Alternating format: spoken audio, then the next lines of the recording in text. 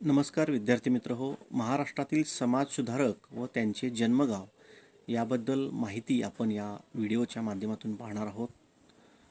महात्मा फुले यांचे जन्मगाव आहे पुणे. शाहू महाराज यांचे जन्मगाव आहे कागल. लोकमान्य टिळक यांचे जन्मगाव आहे चिखली, रत्नागिरी जिल्हा येथील. महर्षी कर्वे यांचे जन्मगाव आहे शेरवली, रत्नागिरी जिल्हा येथील. डॉक्टर बाबासाहेब आंबेडकर यांचे जन्मगाव आहे महू, मध्य प्रदेश येथील.